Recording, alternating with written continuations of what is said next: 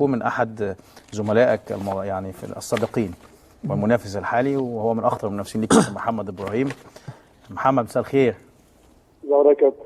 عامل ايه يا حبيبي؟ اخبارك ايه؟ الحمد لله. شناوي ايه ما عامل ايه؟ ايه الاخبار يا كابتن؟ حبيبي هيم، اخبارك ايه؟ بلسان طيب. الشناوي فايق على الزمالك اول ماتش الاولاني يا ابراهيم. نعم؟ كان فايق قوي على الزمالك الماتش الاولاني. والله كان فايق علينا قوي. ها؟ لا هو يا كابتن شناوي اهدى يا نجم، اهدى شويه. الحراس اللي لهم مستقبل في مصر ان شاء الله، وربنا يوفقه ان شاء الله الفتره الجايه. طب محمد، يعني شايف الشناوي ازاي؟ يعني كلنا عارفين الشناوي حارس ممتاز، ولكن بصراحه فاجئنا كلنا في اول ماتش. كنت تتوقع اداؤه في الماتش الاول وانت بتلعب؟ شايفه عامل ازاي؟ انت كنت بتلعب الماتش الاولاني، انا كنت مصاب انت متهيألي، يعني توقعت التألق ده للشناوي؟ طبعا هو الشناوي حارس مميز وحارس موهوب يا كابتن، واللي هو الاداء ده مش جديد عليه ولا حاجه، ده الاداء الطبيعي بتاعه، وهو عنده اكتر من كده ان شاء الله الفتره الجايه يبعدوا الناس، وان شاء الله يكون جول مصر القادم باذن الله. لو كنت تلعب الماتش ده كنت جبت جون في الشناوي ولا صعب عليك؟ هو عارف مش حاجه صعبه. حبيبي هيما، لا يا عم كنت تجيب يا عم، مفيش حبيبي مشكله. حبيبي هيما متشكر جدا، وان شاء الله التوفيق في الماتشات الجايه كده، وتكسر الدنيا في المنتخب زي النادي ان شاء الله. ان شاء الله حبيبي ربنا يوفقك ان شاء الله وربنا معاك.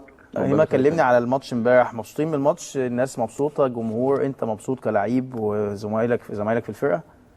طبعا الحمد لله يا كابتن، احنا الاداء حاجه كويسه، وان شاء الله الفتره الجايه نقدر نحسن الاداء اكتر، ومن ماتش لماتش انا شايف ان احنا اتحسنا اكتر، وانا راضي عن مستوى الماتش اللي فات. ما وصلتش للفورمه العاليه بتاعتي، لكن انا وصلت ل 70% من فورمتي الحمد لله.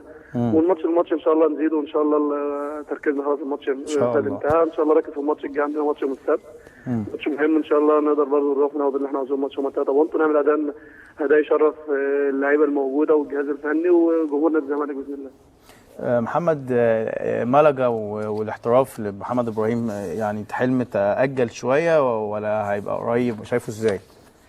والله يا كابتن، هو دلوقتي ما فيش حاجه رسمي خالص، انا مركز مع النادي ومستني لحد ان شاء الله ما يكون في حاجه كويسه، حاجه مناسبه ان شاء الله، وساعتها بقى هقدر اتكلم مع الناس في النادي، واروح الحته اللي هي ان شاء الله تكون مميزه، اللي هي تفيدنا ان شاء الله الفتره الجايه. ان شاء الله. محمد، بشكرك شكرا جزيلا. محمد ابراهيم نجم نادي الزمالك.